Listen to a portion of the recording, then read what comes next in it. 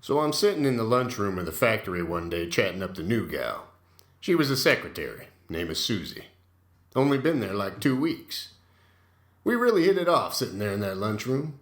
She tells me about her ex-husband, a giant of a man with high cropped hair, and how he left her with 2 kids for some rich dame up in Wichita. And this gal really had a way about her. Something in the way she looked at you. Like she was seeing you on the inside. Which she had to, I guess. Most us guys down at the factory were pretty rough on the outside, and this was her shopping mart now. I mean, this was where she was going to find another father for her kids. It's not like she had the opportunity to go down to Pinky's bar on a Friday night to meet someone. I got lost in her eyes. They searched you in a way that made you feel naked. And I liked that feeling. I liked it coming on every lunchtime every day for the next 2 weeks, in fact. We were really getting on. Well, I get home that Friday, 2 weeks after meeting her, 2 weeks and a day, and there's a set of house keys in my lunch bucket. Well, I know you can figure out where they came from, so I start getting excited. I mean, real excited, but I'm nervous.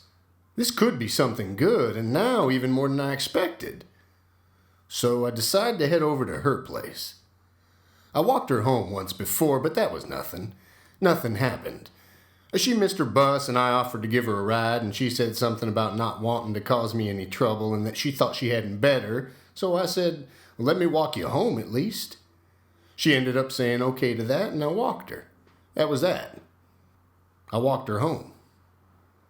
Anyway, I take the set of keys out of my lunch bucket, because up till now I'd just been staring at them, ever since I opened the thing. Like it was some kind of secret message I was supposed to decode. Only it didn't take me long to decode it. It had to be an invitation the way I saw it, so I start over there. Walking. Keys dangling from my hand. I just let them dangle there too, which was strange.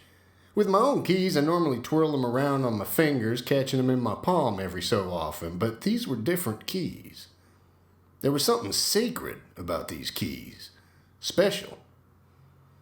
So they just dangled from the ring off my forefinger, lightly jingling along the way. And when I arrive and walk up the walk, I notice an old Ford pickup in the driveway.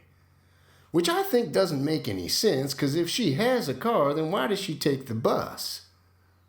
But then if I had a nickel for everyone I knew who owned an old Ford that didn't run, I'd be a rich man, so who knew?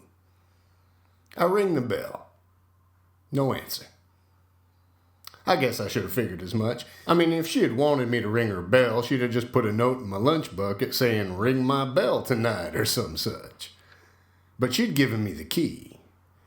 So, I bring it up to the lock and work it into the keyhole, and my heart doesn't beat again until the tumblers give way. I open the door slowly, just peeking my head in at first. The house is dark, with only a faint light gleaming from one of the upstairs bedrooms. I call out to her, Susie? No answer. I wasn't exactly sure how this game was played, but could imagine it as this secret rendezvous where you don't call back when you're called for, so I go in and shut the door behind me. Then I hear it. The sound of bed sheets rustling and corners being tucked in. The final preparations in her search for her kid's new father. Or the lunch bucket game, as I call it. I slowly start up the stairs, careful to give her enough time to make it just right, and as I reach the top, the noises subside. 2 last faint footsteps, and then silence. The game board is ready. All that's left now is to play. Suddenly, my stomach grows warm, my mouth dries up, and my knees dance under my weight. I slink unsteadily up to the partially open door, quietly place my hand on it, and swing it open. She lay there on the bed, naked as her eyes made me feel. Her hair tossed wildly about the pillows, her arms flung out sideways and above her head, her legs spread welcomingly, half covered by the sheets, and her eyes... give her away.